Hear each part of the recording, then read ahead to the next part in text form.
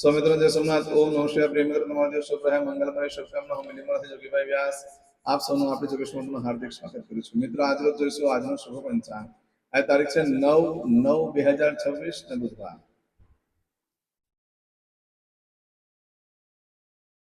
શ્રાવણ વદ 13 તિથિ છે આજે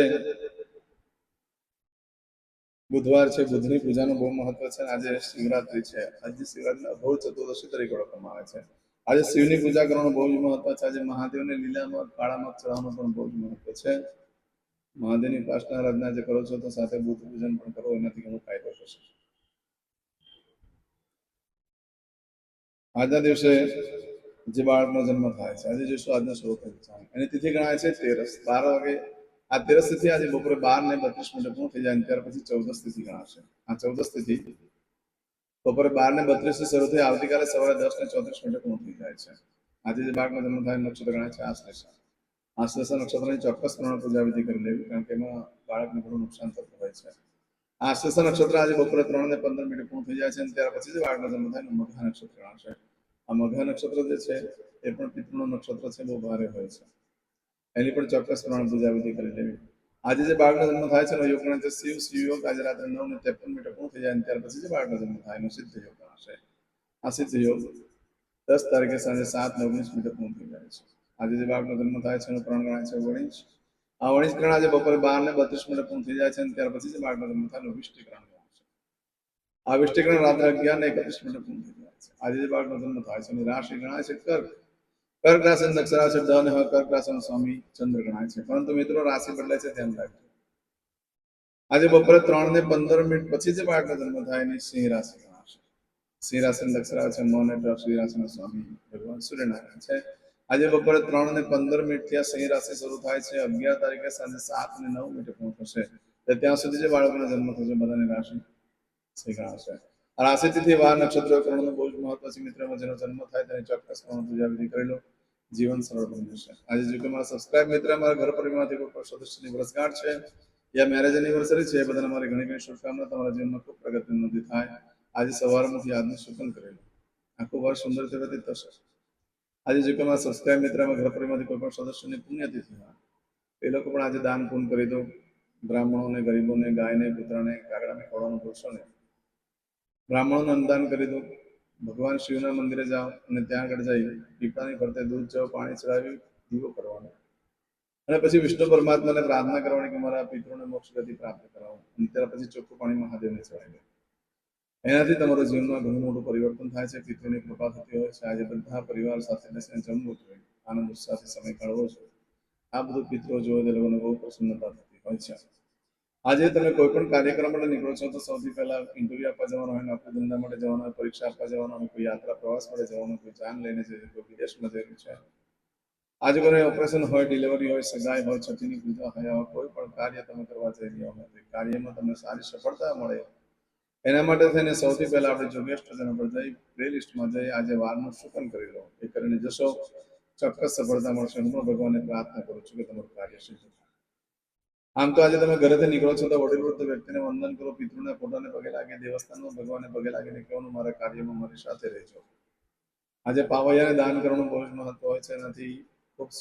સફળ પ્રાપ્ત થતું હોય છે આજે ગાયને ખાટા મીઠા ફળ ખવડાવવાથી પણ બુધ રાહુ શાંત થતા હોય છે આજે તમે કોઈ પણ કાર્ય કરવા માંગો છો સવારે 6 થી 9 વાગ્યા સુધીનો સમય શુભ રહેશે સવારે 10:30 થી બપોરે 12 વાગ્યા સુધીનો સમય શુભ રહેશે બપોરે 3 થી સાંજે 6 વાગ્યા સુધીનો સમય શુભ રહેશે રાત્રે 7:30 થી રાત્રે 12 વાગ્યા સુધીનો સમય શુભ રહેશે અને આવતીકાલે મળસ્કે 3 થી સવારે 4:30 વાગ્યા સુધીનો સમય પણ શુભ રહેશે આ સમયગાળા દરમિયાન તમે કોઈ પણ કાર્ય કરો છો તેમાં સારી સફળતા પ્રાપ્ત થઈ શકે છે પરંતુ મિત્રો આજનો દિવસ અશુભ છે કોઈ પણ કાર્ય કરવા માટે યોગ્ય દિવસ નથી અને ભગવાનની ઉપાસના આરાધના કરવા માટે શ્રેષ્ઠ છે શ્રાવણ માસ ચાલે છે બાકી બીજા કોઈ કાર્ય કરવા માટે ન ખરીદી કરશો ન વેચાણ કરશો ન વાહનની ખરીદી ન જમીનની ન મિલકતની ન પ્રોપર્ટીની કોઈ પણ પ્રકારની ખરીદી ન કરશો ન કોઈ કાર્યનો આરંભ કરશો આ કોઈ અનિવાર્ય સંજોગોમાં કરવું પડે એમ જ છે તો આપણે જોગેશ ચેનલ પર જઈ પ્લેલિસ્ટમાં જઈ વારનું શુકન કરીને કરો સફળતા મળી શકે છે આજે કરશું આજનો સંકલ્પ ચમચીમાં પાણી અદ્યતન માસોત્તમ બ્રહ્મ પવિત્ર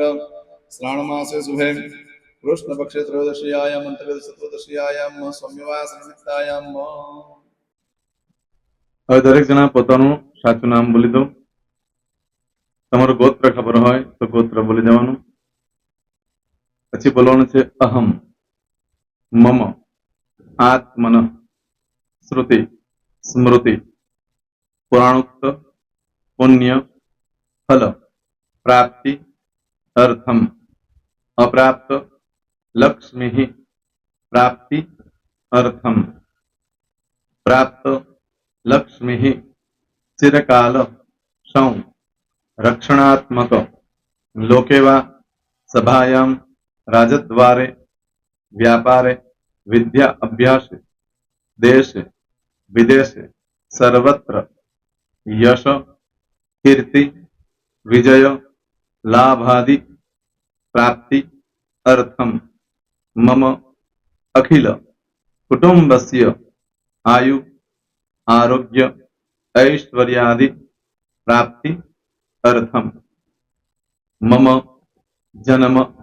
समये, तथा च विप्र, वृंदानां, जन्म, समये, जन्म, कुंडली, मध्ये, स्थित, ग्रहः, गोचर, ग्रहः, महादशा, अंतर्दशा, प्रत्यंतर्दशा, तथा च योग, युति, दृष्टि, मध्ये, शुभ फल, प्राप्ति, अर्थम, भय, रोग, शत्रु, बाधा, दोष, मारण, तारण, मंत्र, तंत्र, अरिष्ट, दोष, पीड़ा, निवृत्ति, अर्थम, भूत, प्रेत, पिशाचादि द्वारा रचित अरिष्ट, दोष, निवृत्ति, अर्थम, मम, सकल, मनवांछित फल. હવે તમારા મનમાં જે કઈ ઈચ્છા હોય તે બોલી જવાનું.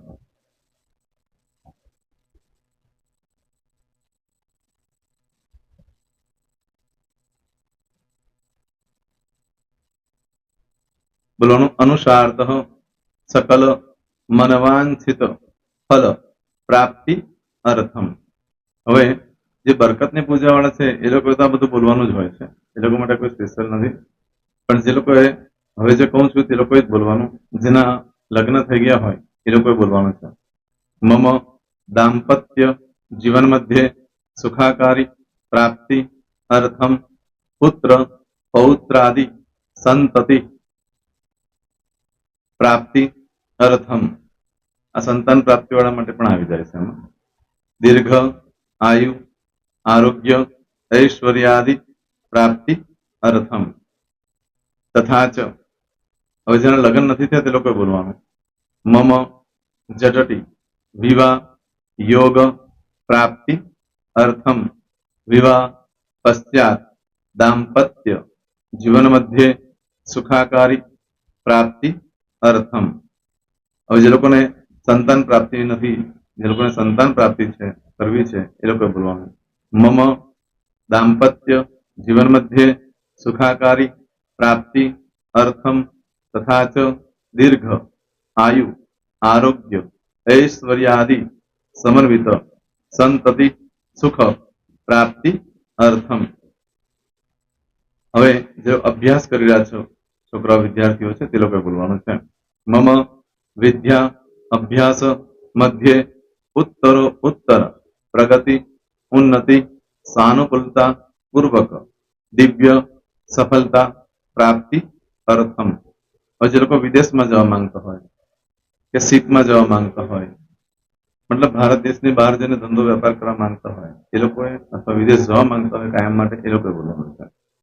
મમ જટટી વિદેશ ગમન યોગ પ્રાપ્તિ અર્થમ વિદેશ ગમન કાર્ય મધ્યે સાનુકૂલતા પૂર્વક દિવ્ય સફળતા પ્રાપ્તિ અર્થમ.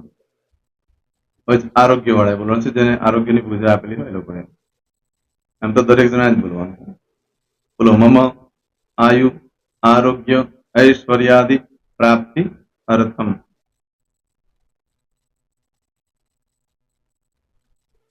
હવે દરેક જણા બોલવાનું. સકલ મનવાંછિત ફલ પ્રાપ્તિ अर्थम अद्य दिने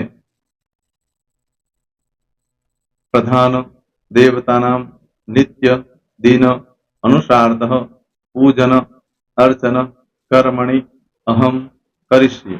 પાણીવાળી થાળીમાં પાણી મૂકી દેવાનું છે. હવે તમારી બધી પૂજા જે મેં આપેલી છે એ પૂજા થઈ જાય, અથવા તો તમે રોજ પૂજા કરતા છો, મારી પાસેથી નથી લઈ ગયા, એ પૂજા થઈ જાય પછી ફરી પાછી ચમચીમાં પાણી લેવાનું. અહીંયા વિડીયોને સ્ટોપ કરી દેવાનું. પૂજા પતે એટલે પાછું આગળનું કરવાનું છે. અહીંયા વિડીયો સ્ટોપ કરી દેવાનો અને પૂજા પતે એટલે બોલવાનું છે વિષ્ણવે વિષ્ણવે વિષ્ણવે નમો નમઃ. વિષ્ણુ સ્મરણા સર્વમ પરિપૂર્ણ અસ્તુ. एतानि गंध पुष्प धूप दीप नैवेद्य ताम्र दक्षिणा प्रदक्षिणा सहित प्रणु मम सकल मनवांचित फल प्राप्ति अर्थम पूजन अर्चन प्रियदान न मम. पाणी मूकी देवानुं, पाछुं पाणी लेवानुं. पूजन अर्चन ब्रह्मार्पणमस्तु. नीचे जमीन पर पाणी मूको, एमां आंगળી ઘસી કપાળમાં તિલક કરી દો. કપાળમાં જમીન પર પાણી મૂક્યું છે એમાં.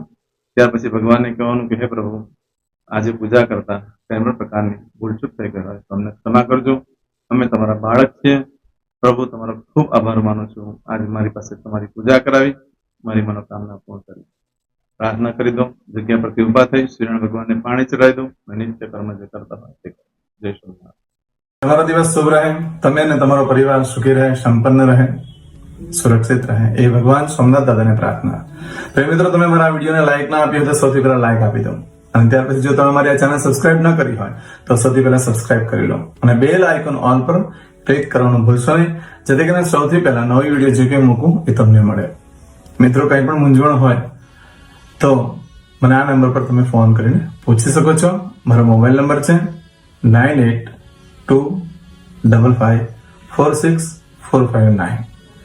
મિત્રો, કોમેન્ટ્સમાં જય સોમનાથ લખવાનું ભૂલશો નહીં. ફરી પાછા નવા વિડીયો સાથે મળીએ. ત્યાં સુધી સૌને જય સોમનાથ.